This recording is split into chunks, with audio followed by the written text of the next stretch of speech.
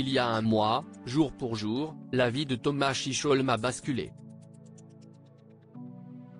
L'ancien candidat de Top Chef se trouvait dans Paris, près du Grand Palais éphémère, dans le 7e arrondissement de Paris, aux alentours de 1h40. Une balade qui s'est transformée en cauchemar puisqu'il a été poignardé à l'arme blanche.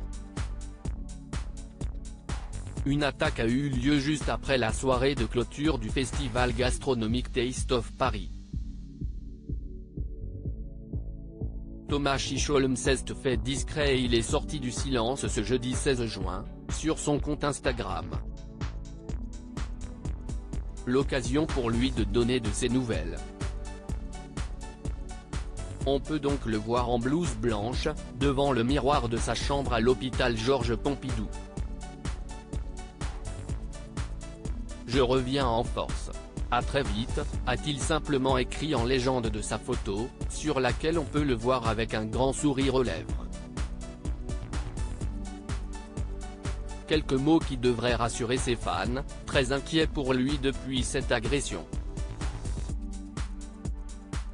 Le 16 mai dernier, Thomas Chichholm a été victime d'une terrible agression.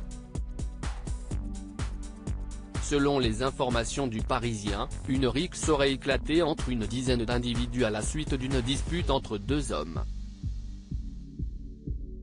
Le chef avait été grièvement blessé à l'arrière de la cuisse droite et ainsi, transporté à l'hôpital en urgence. Son pronostic vital était engagé mais le parquet de Paris avait rapidement annoncé que tout allait mieux pour lui.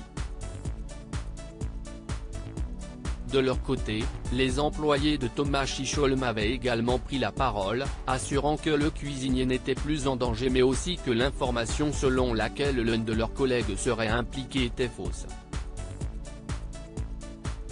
Nous ne pouvons communiquer à date de détails sur l'affaire, qui relève du travail de la police, avait-il précisé aussi. Pour rappel, une enquête pour tentative d'homicide involontaire a été ouverte par le parquet de Paris.